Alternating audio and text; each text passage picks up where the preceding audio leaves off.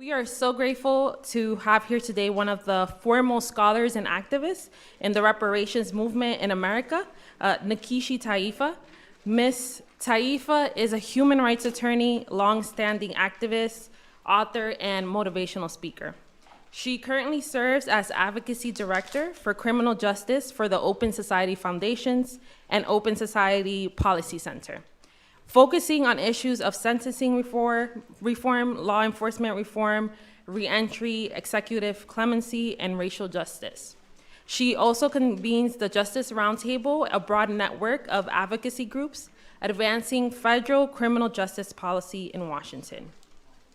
The words that Ms. Taifa will share with us here today are entirely her own perspective, shaped by her career that spans over 30 years.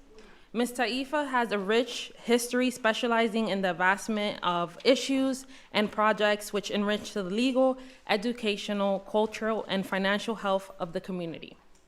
She served as the founding director of the award-winning Equal Justice Program at Howard University School of Law and as legislative counsel for the American Civil Liberties Union from 1991 to 1994. Where she was the principal spokesperson on criminal justice and civil rights issues.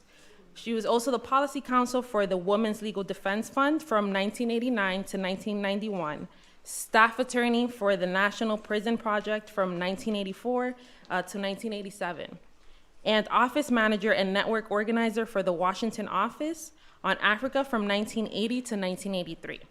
As convener of the Justice Roundtable, Ms. Taifa was in the leadership of the coalition responsible for the passage of both the Second Chance Act reentry legislation, which was passed in 2008, and the Fair Sentencing Act crack disparity legislation from 2010, and a major contributor to the Obama administration's historic clemency initiative, which took place between 2015 to 2016.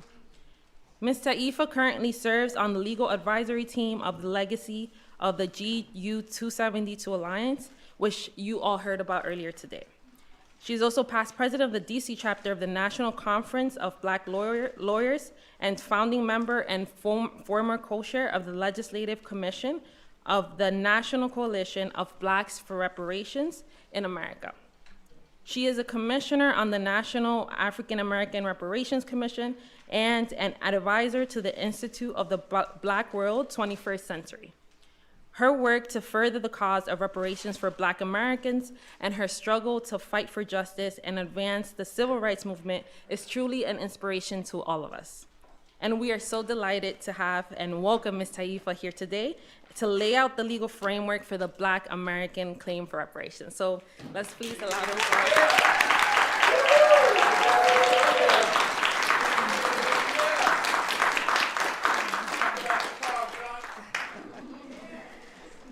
Oh my goodness gracious. I really would like to thank the University of Pennsylvania Law School and its fair Symposium, Dean Ruger, the total public interest scholars, Chabelle Castro for introducing me, all of the great panelists that came before me, and the insightful overview by Professor Dorothy Roberts. This has indeed been an auspicious symposium, hasn't it, folks? I have been working actively on this issue of reparations for African Americans since 1975, at a time when the topic was not popular, when it was definitely on the fringes, when it was not fashionable to address the issue, when one would be branded as a militant or revolutionary or just plain crazy, or I guess today branded as a Black identity extremist. So it gives me much pleasure today to now be in the company of some of the leading minds in the country, particularly from the academic community and across the diaspora, promoting the right to and the need for reparatory justice. Thank you, Penn Law, for your courage in putting on your website in big, bold letters, Reparations Now. And I say courage because we are in an environment today We no longer are abuses to be swept under the rug. We are in an environment today where top leaders feel constrained to assert, I am not a racist. We are in an environment today that demands justice and justice now, but we have not always been in such an environment. Indeed, the issue of reparations for African Americans was once in the not too distant past unthinkable by mainstream America as viable public policy. Much of the information about the enslavement era and the role of culpable partners has been buried for a very long time, but our history must not be buried. It must be brought out into the open. And this reminds me of the words of Mamie Till Mobley, the mother of 14-year-old Emmett Till, who in 1954 was abducted by whites from bed in his great uncle's house, thrown into Mississippi's Tallahatchie River. The only way her son's horribly battered and disfigured body, beaten, could be identified was by a ring that he wore on his finger. You see, Mamie Till refused a closed casket for her son. She said, I don't want to bury his memory under the rug. She stated emphatically, I want to open up the casket. Open it up, she said. I want the world to see what they did to my boy. And just as that casket was open for the world to see what was done to Emmett Till, today we are going to open up the casket of the legacy of enslavement, and we're going to talk about remedy. And so I am thrilled that the University of Pennsylvania Law School had the courage to host this convening, knowing quite well, as Brother Ari pointed out earlier, that it just may result in the opening up of bodies that undoubtedly lie in its own casket. And I submit that other academic institutions and religious institutions and corporations and the federal government need to follow suit. So I'm here to discuss the Black American claim. And I smiled when I saw the subject because there's not just one Black American claim, at least not yet. You see, just what the Black American claim, or whatever our term of usage is, African American, New African, whatever. But that's part of the process. It's not like, Vereen, we're part of the CARICOM nations where we have a state government to speak for us as a whole. That really was part of the plan when I was first introduced to this issue of reparations back in 1975, that the subjugated government of the provisional government of the Republic of New Africa would sit down at the negotiating table with the government of the United States of America after the end of the war, okay, and make a reparations settlement. And that sounded great in theory, but it was far away from reality at that time. So the Black American claim. Let me begin by stating emphatically that the concept of reparations for Black people in America is not novel, nor is the demand for such compensation new. And that gets us out of Professor Carlton Waterhouse, that legal doctrine of laches that he spoke of earlier, that if you sleep on your claim, if you slumber, you lose out, okay? The demand for reparations for the enslavement era and beyond has been continuous, and there has been no substantial period of time where the call for redress has been neglected. During the 19th century, the National Ex-Slave Mutual Relief Bounty and Pension Association, led by Reverend Isaiah Dickinson and Callie House, had 600,000 dues-paying members seeking to obtain compensation for slavery from federal agencies. During the 1920s, the Honorable Marcus Garvey and the Universal Negro Improvement Association galvanized hundreds of thousands of Black people demanding reparations and repatriation. In the early 1960s, Queen Mother Moore of New York presented a petition for reparations to the United Nations on behalf of her Ethiopian Women's Association. And during that same period in 1963, in his book, Why We Can't Wait, yes, Dr. Martin Luther King, yes indeed, proposed a Bill of Rights for the disadvantaged, which emphasized redress for the historical victimization and exploitation of Blacks, as well as their present day degradation. And I accidentally left my water over there in front of you. In 1968, thank you so much. I'm going to need it because In 1968, the Black Panther Party listed the issue of reparations and restitution for slave labor as point number 3 of their 10-point program.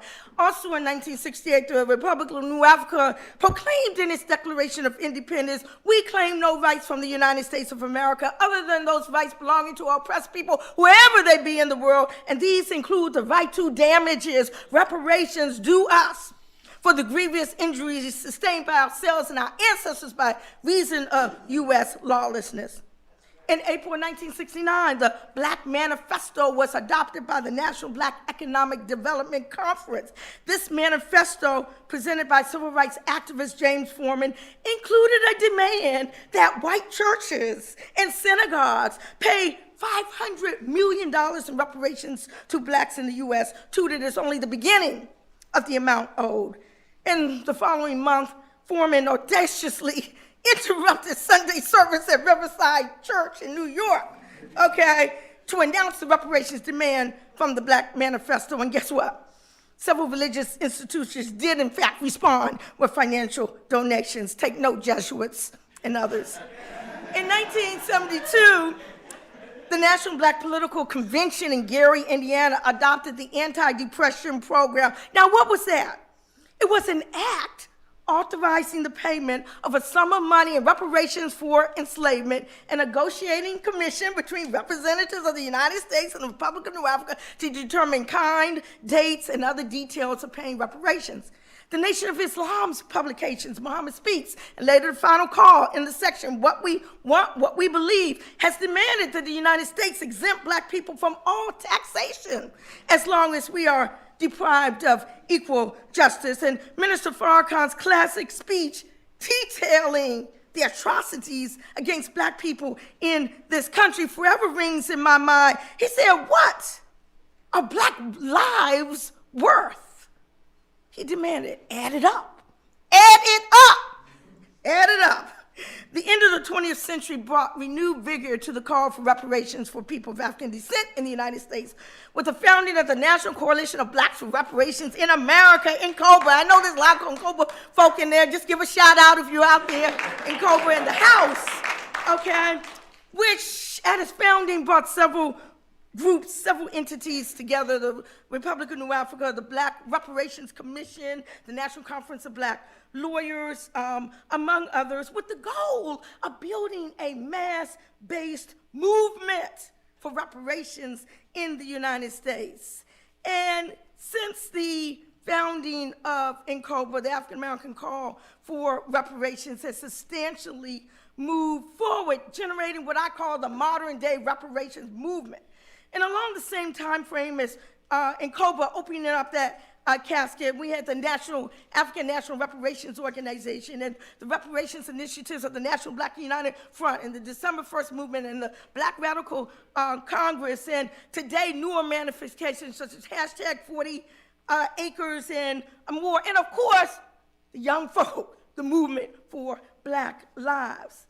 And today there is also NARC, the National African American Reparations Commission, which derived its inspiration and modeled after the CARICOM Reparations Commission, which is mobilizing to, as we heard before, demand compensation from the former European colonists. So like CARICOM, NCOBRA is opening up that casket with a strategic goal towards formulating a preliminary reparations program through the convening of regional hearings similar to Truth and Reconciliation, and the list goes on. But there have been pivotal moments during the modern-day reparations movement which stand out and really help to open up that casket and push the claim forward. They include Randall Robinson's book, The Debt, What America Owes to Blacks, which was published in 2000. There was this horrendous advertisement published across college campuses by David Horowitz, 10 Reasons Why Reparations is a Bad Idea and Racist Too. That really served to stir folk up. There was the United Nations Conference, World Conference Against Racism, held in Durban, South Africa, which declared, as we heard earlier, the Atlantic slave trade as a crime against humanity. That was major, as we heard. There was the research compiled by Deidre Farmer-Pellman revealing the corporate beneficiaries from the enslavement era. There was the Black farmers lawsuit, the Tulsa, Oklahoma litigation, the coming to light of the 272 enslaved persons sold by the Jesuits to keep Georgetown University from bankruptcy. There were the academics and works by Carlton Waterhouse and Mary Frances Berry and Raymond Wimbush, and the list goes on and on.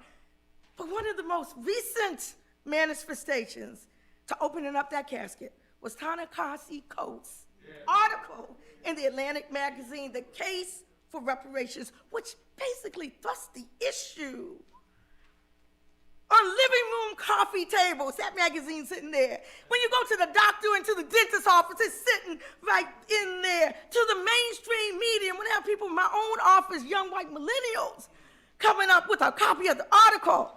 Yeah, we know that there's been a sea change. So in 1987, legislation was passed in this country authorizing the payment of $20,000 to each Japanese American detention camp survivor. That was cash money. Okay. A $1.5 million trust fund to be used to educate Americans about the suffering of the Japanese Americans. A formal apology from the United States government, and a pardon for all of those convicted of resisting detention camp internment. We kind of slosh over that last one, but y'all need to listen to that. A pardon for all those who resisted. How many of our Black freedom fighters are still languishing in prison today as a result of the COINTELPRO from the 60s and 70s? A pardon. That was part of the Japanese American Redress Bill. Let me tell you this, people. It is a sad commentary that the United States government has not taken responsibility for its role in enslavement or post-slavery segregation of millions of Blacks. It has never attempted reparation to African Americans for the extortion of labor for many generations, deprivation of their freedom and human rights, and terrorism against them throughout the centuries. The U.S. Senate and the House of Representatives did pass symbolic resolutions apologizing for slavery and segregation, but guess what? The 2009 bill passed by the Senate included a disclaimer that those seeking reparations or cash compensation could not use the apology to support a legal claim against the United States. So after the passage of the Japanese American Redress Bill, NCOBRA worked very closely with Congressman John Conyers in helping to draft what became known as H.R. 40, the Commission to Study Reparation Proposals for African Americans Act. Was it perfect? No. No, it didn't provide not one red cent to anyone. It was just a study bill, just to study the issue. Conyers would always say, we study everything. What's up in the air, what's below the water. Why can't we just study this? This has been an issue that's been studiously avoided for generations.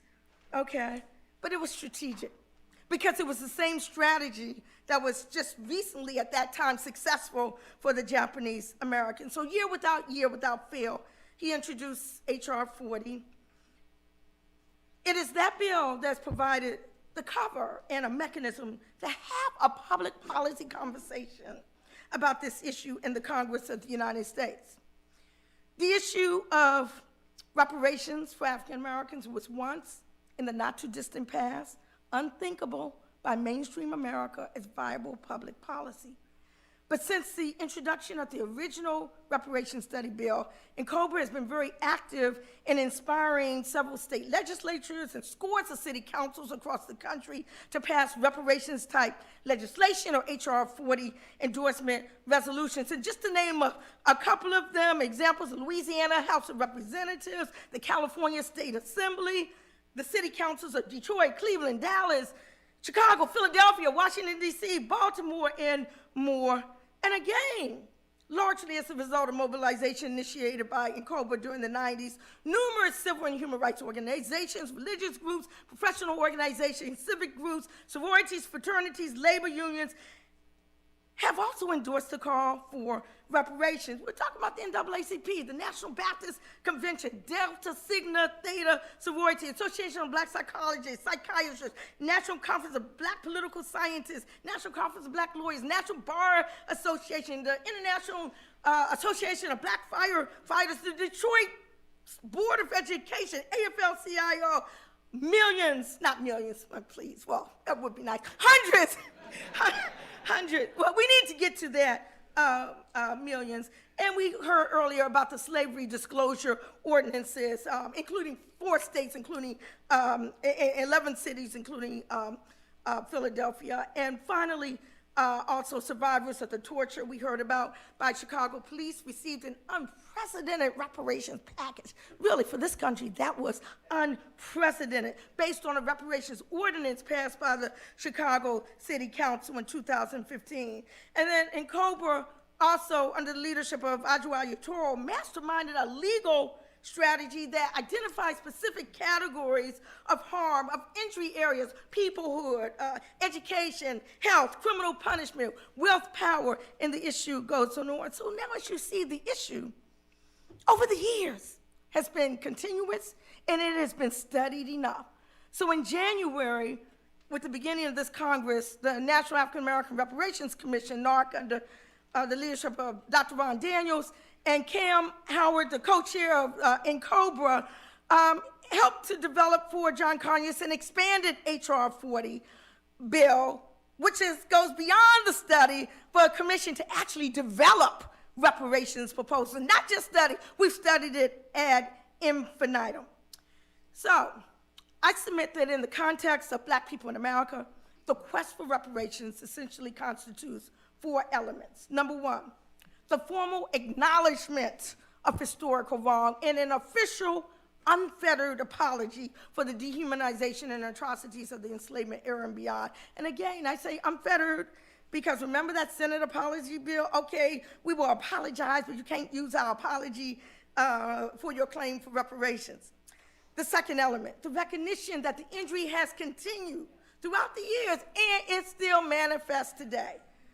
Element number 3, the commitment to redress by the federal government, which sanctioned the enslavement and subsequent segregation, and by corporate entities and private institutions and religious entities which enjoyed unjust enrichment from the era, and for the actual compensation in whatever form or forms are agreed upon. So, Nikichi, why? You keep talking about the federal government. Why is that so critical? What's in all the harm done by the states?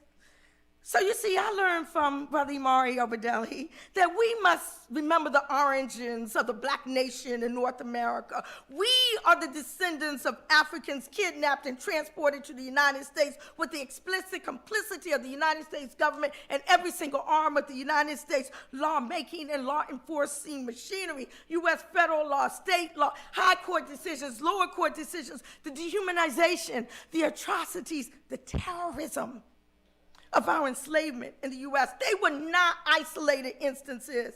If I might be so blatant, as was stated earlier, it was a matter of war. War conducted under the specific authority of the United States Constitution.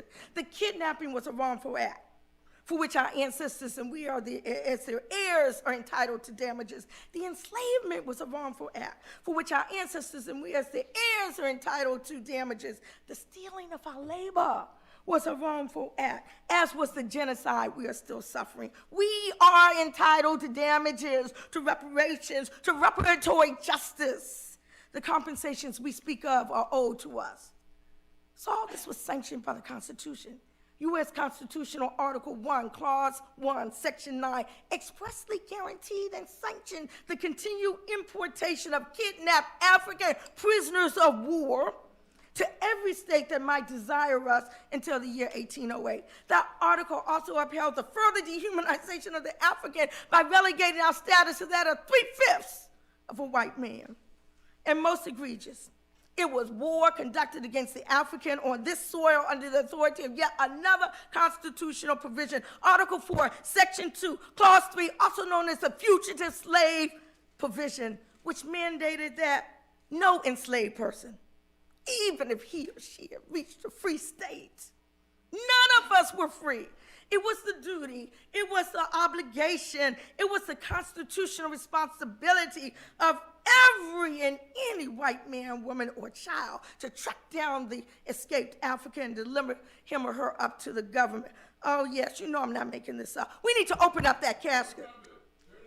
The 13th Amendment, passed in 1865, recognized the freedom of all enslaved Africans and made it illegal to continue slavery except for that ridiculous except as punishment for a crime cause. I hope everyone saw the 13th by Ava DuVernay. Y'all know what I'm talking about. If you haven't, Google it up, 13th by Ava, that 13th clause. So anyway, 13th Amendment made it legal except for that thing. But no payment, however, was made for stolen labor, land, cultural rape, physical rape, economic exploitation. In fact, the Dred Scott case, law students, had been decided scarcely 8 years prior, in which a Supreme Court justice ruled what? That a black person in America had no rights, which a white person was bound to respect, and that neither Dred Scott nor any black person could be a citizen of the United States in the manner in which that word was used in the Constitution. You see, when they wrote "we the people," they meant we, the white people. Although the 13th Amendment set no restrictions on the freedom of formerly enslaved people, the 14th Amendment, passed 2.5 years later, robbed them of some of their hard-won freedom. Yeah, that's what I said. The 14th Amendment robbed us of that international right to self-determination. You see, the 14th Amendment imposed the obligations of United States citizenship upon the African in America without his or her informed consent, and without the benefits of that citizenship, and without any meaningful discussion of political alternatives inherent in the international right to self-determination. Now, you might not have thought of it in these terms, due to the white ethnocentric manner in which education in the United States is generally taught, but I must say the audacity. How are you going to take a free person, okay, and tell him he's got to become a part of your family, i.e. a citizen of your country, especially since you had castrated his father, raped his mother, sold the children to your relatives, didn't ask him if he wanted to join your family, didn't ask if he wanted to start his own family. We're talking about 1868, y'all. If the African were free, no one, not even the ex-slaveholder, could define the African's future status for him and impose a status upon him. This was the newly freed persons, the Africans alone. It was the fruit of the right to self-determination. That is why it is pertinent to understand the reparations is not solely an economic concept. It is a political concept as well, and it is a cultural one. You see, the Black American claim to reparations is not limited to stolen labor, but also for unjust war and cultural aggression as well. When I was first exposed to this issue, it was in the context that the political essence of slavery was not merely found in the economic exploitation of labor, but also in the illegal imposition of U.S. jurisdiction on the enslaved and her descendants.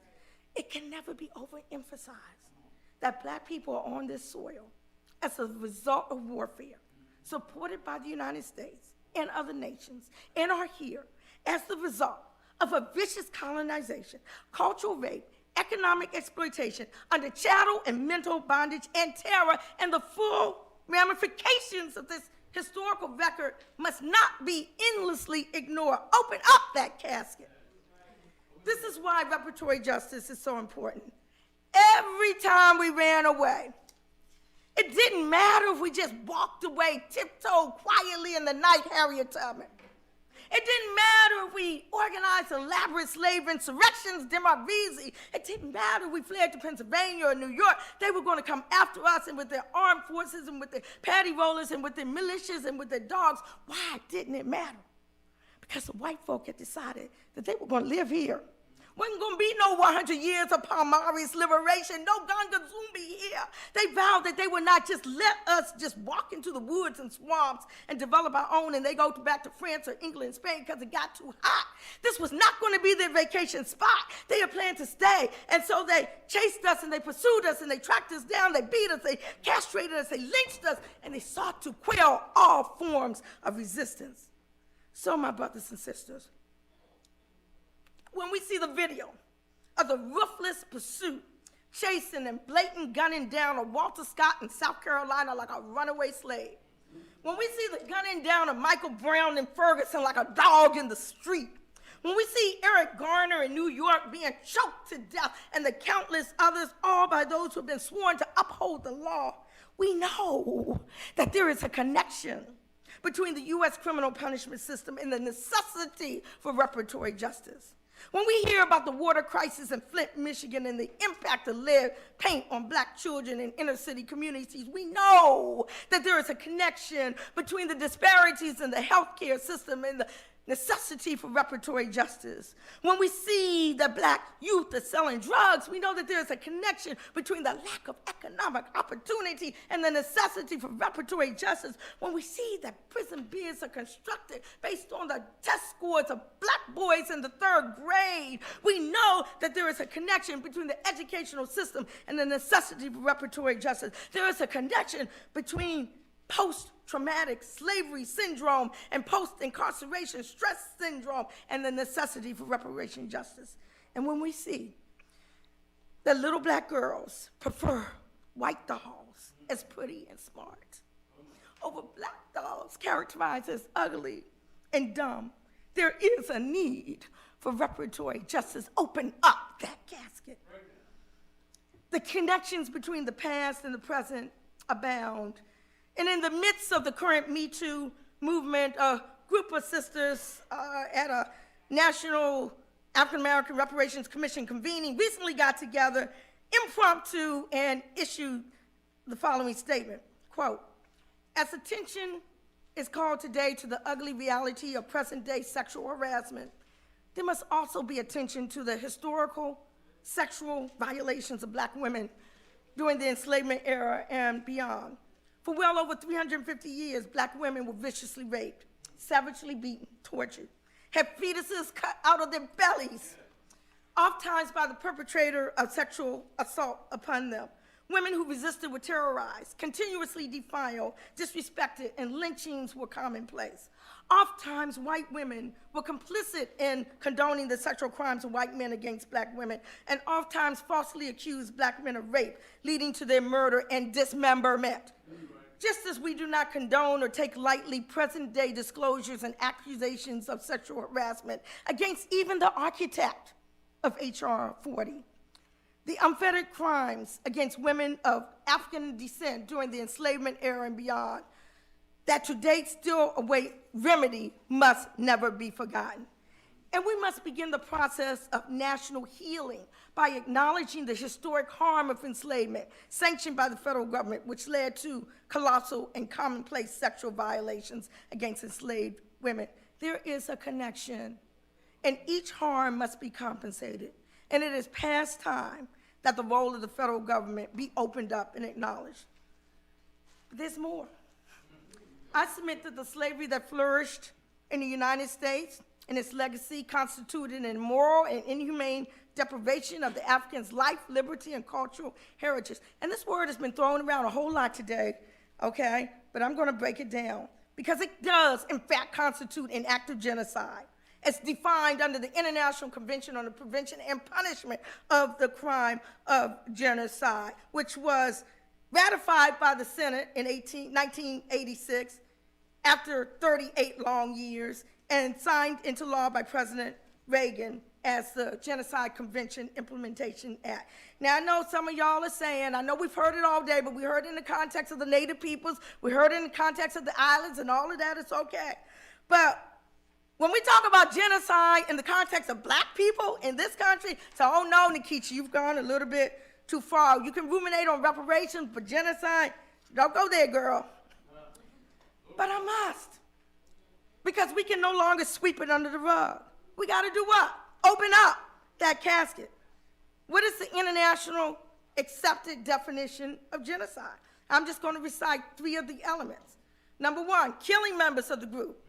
Number 2, causing serious bodily or mental harm to members of the group. Number 3, deliberately inflicting upon the group conditions of life calculated to bring upon their destruction in whole and or in part. That is the basis of the international definition of genocide, which has been ratified by the United States, and really is really the only international human rights treaty that is applicable in U.S. law because of the Implementation Act.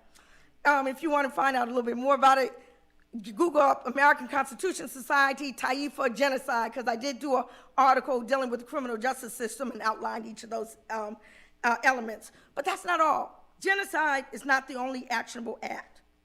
Also punishable is conspiracy to commit genocide, directing public incitement to commit genocide, attempt to commit genocide, and complicity in its commission. And I know Professor Natsu Seitu can tell you all of this, and she's the international law scholar, but it's there. Y'all connect the dots.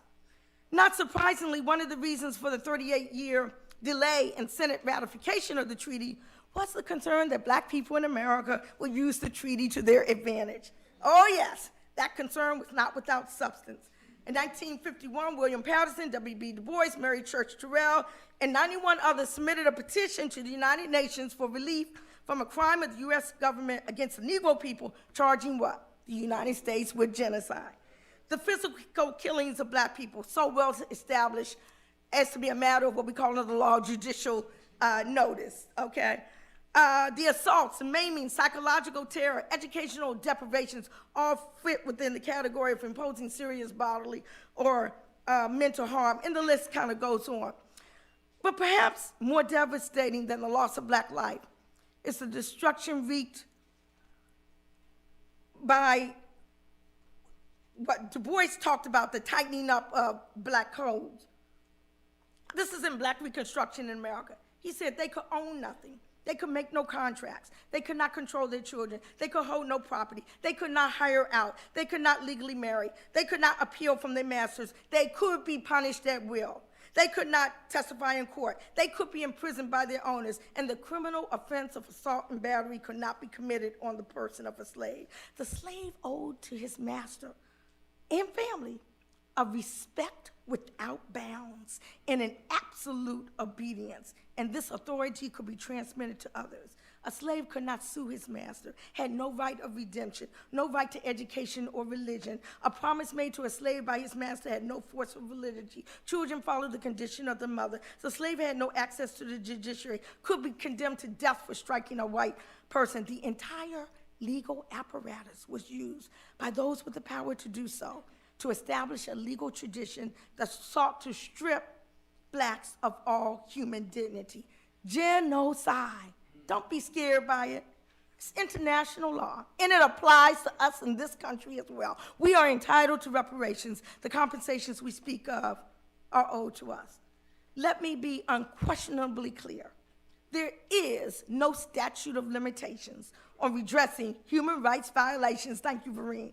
And debts are neither absolved nor diminished by the passage of time. In fact, over time, unpaid debts grow larger with interest. Okay, Nikichi, I'm innocent. I should not be held liable for things that happened over 100 years ago. That was my great-great-grandfather. In fact, I'm a liberal. Well, we all stand on the shoulders of those who came before us. Although the present generation of whites may be innocent of what their forefathers and their foremothers did, as a people, they are in a privileged position because of the actions of their predecessors. Each generation passes its debts as well as its assets on to the next generation. The heritage which whites enjoy in this country is what has been called white skin privilege. They benefit from a society, a state, and economic structure which is governed by white supremacy. And although we may debate methods of operationalizing this data for measurement, there is no question that Caucasians in this country enjoy the fruits of 400 years of unjust enrichment as a result of the stolen labor of African people. You see, reparations is owed by the government because of the wrongs committed by the government, even though many people may not have agreed with the government. In fact, since American tax dollars will and have paid for reparations in the future as well as in the past, in some ways, all of us, even African Americans, bear the brunt of paying for reparations. Indeed, you might not have thought about this, but African American tax dollars paid for reparations for the Japanese Americans. But what about new immigrants to this country who have no blood or other connection? Should they also have to pay? Again, newcomers are entitled to all the rights, privileges, or at least until Trump came into the office, benefits of American citizenship once they became citizens, in addition to the debts and responsibilities of the country. America does not say to its new citizens, because you have no ancestral connection to this country, you cannot vote, sue in court, or enter into contracts. Everyone pays a debt, regardless as to whether or not they had anything to do with creating it. Okay, Nikichi, but what about affirmative action? Doesn't that make everything right? Well, let me tell you, I remember watching the debate on the floor of the House of Representatives during the argument over the Civil Rights Act of 1990, and Congressional Black Caucus member at that time, Craig Washington from Texas, stood up on the floor and said, nobody is asking for reparations. We're just asking for the crumbs from the table. And despite the fact that it was crumbs when compared to the debt owed, President Bush vetoed the bill anyway, saying that affirmative action encouraged racial quotas. And as we're all aware, affirmative action programs have met with much resistance and continue to come under attack. Federal legislative language evolved from minorities to disadvantaged minorities to the broader term disadvantaged. You see, the original intent of bringing governmental relief to damaged classes of persons has yielded to a process of determining who is disadvantaged on an individual case-by-case basis. In other words, the burden of proving a disadvantaged condition has become an individual responsibility, with society refusing to acknowledge that whole groups have been damaged to the degree where each individual within the group is automatically disadvantaged. Although there are now a number of categories or classes that fall under the umbrella of quote-unquote disadvantage and all deserve special treatment, all of the disadvantaged are not equally disadvantaged. At one extreme on the scale of damage are African Americans and Native peoples to this country. So great has the official and governmental damage to these groups been that they deserve, as groups, special treatment as a matter of reparatory justice for long-term, widespread, debilitating damage. The definition of their past injustices must begin with the founding of this nation. At the other end of the spectrum are physically or mentally disabled individuals who are disadvantaged, but not necessarily as a state of function of the government, but who are in a position to be victimized by the larger society if there's no official effort made to assist them. Other categories include Latinos, other ethnic nationalities, white women, political refugees, and the temporarily disadvantaged. Thus, in structuring federal policies and programs to compensate the disadvantaged, recognition should and must be given to all disadvantaging conditions. However, it is also necessary to give substantial additional weight to the particularly injurious results of human chattel slavery and of government-sanctioned exploitation and discrimination, especially when they continue for centuries. And that additional recognition must be in the form of reparations. And now the jackpot. Elephant in the room. We've addressed it earlier. Nikichi, is reparations just about the money? Sorry to burst your bubble, but no, reparations is not just about the money. In fact, it's not even mostly about the money. In fact, money may not even be 1% of what reparatory justice is all about. It is mostly about making repairs, mental repairs, psychological repairs, cultural repairs, organizational repairs, technological, economic, political, education, the list goes on. Indeed, a reparations settlement can come in as many forms as necessary to equitably address the many forms of injury sustained from chattel slavery and its vestiges.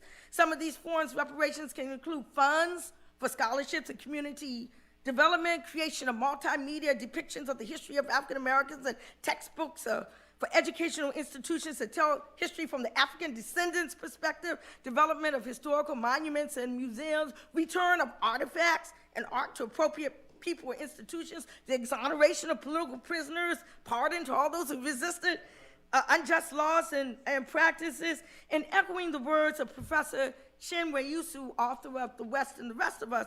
He said, we must acknowledge that we are not the only people in the world who are seeking or who have sought reparations. I would just suffice it to say that with such precedents for reparations to non-Black peoples spanning 4 continents, it would be sheer racism for the world to discountenance reparations claims from the Black world. Some others, he said, may need only be that their ancestral home range be returned, others compensated for the indignities of internment, others the acts of genocide be atoned for, some others that land excised from their territory be paid for. We, however, who have experienced all of the above and more, and experienced them for longer than most, and therefore suffer chronically from their efforts, we must take a more comprehensive view of what reparations mean for us. We must ask not only that reparations be made for specific acts, but we who have been such monumental victims are obliged to also ask what sorts of systems and policies and practices made this long ma'afa, that's our term, possible. And what must be done to transform these systems and policies such that injustices will never be so inflicted today.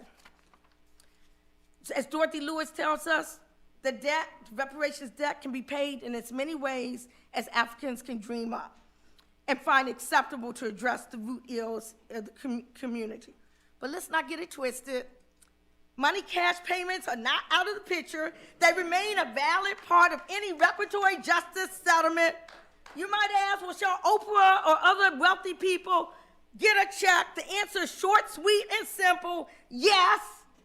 If Oprah stepped out on the street and got hit by a car, I'm sure the outcome would not be, I'm Oprah, I'm rich, you don't owe me. It is just a basic principle of law and of justice.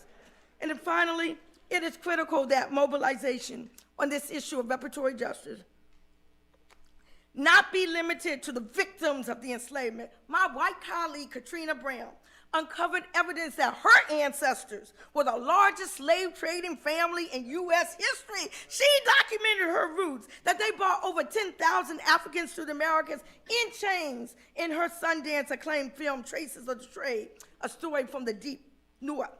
She's taken her story across the U.S., stressing that the slave trade was not just a few people taking a boat and sending it out. She said everybody in the town lived off of slavery. The boat maker, the iron worker who made the shackles, the coopers who made the barrels to hold the rum, the distillers who took the molasses and the sugar and made it into rum. Literally, she said the entire town was dependent on the slave trade. Wealth and privilege in the United States, she says, has been amassed in large measure as a direct or indirect consequence of the institution of slavery.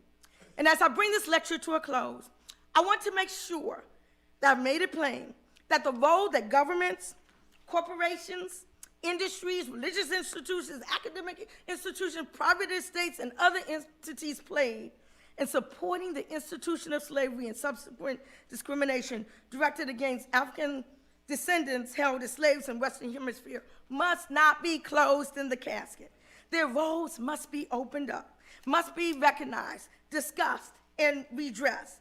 Such acknowledgement, which repair, is essential to the process of racial healing and toward the closing of a shameful era of history.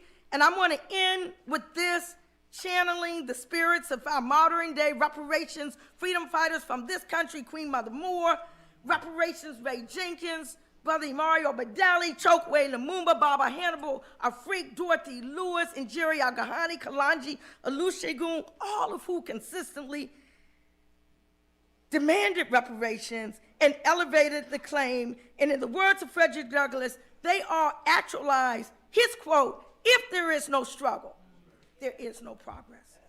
Those who profess to favor freedom, yet deprecate agitation, are those who want the crops without plowing up the ground. They want the rain without the thunder and the lightning. They want the ocean without the awful roar of its mighty waters. Frederick Douglass said back then in history, and it still rings strong today, he said, power, power, power. Does what? Concedes nothing without a demand. It never did, and it never will. Open up that casket. Reparations now.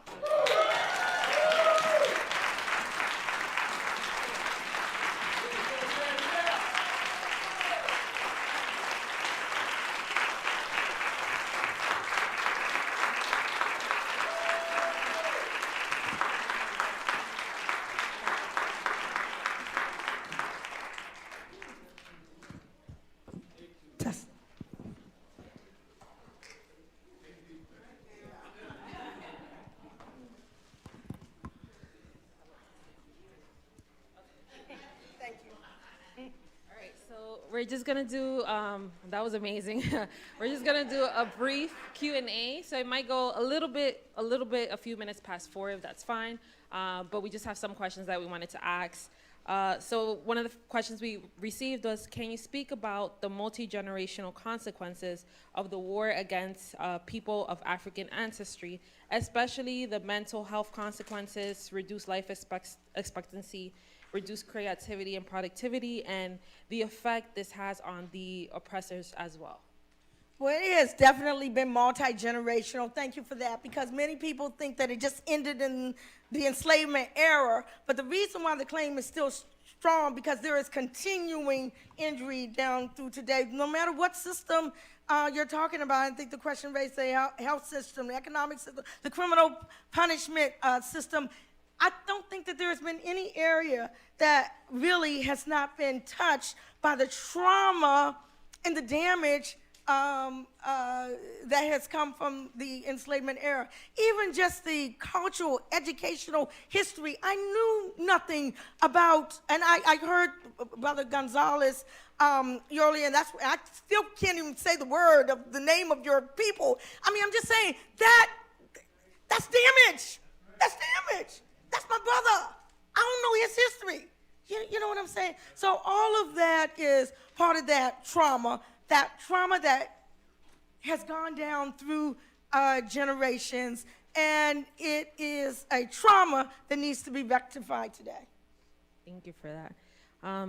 So another question is, how does the claim against the federal government affect the claim against institutions?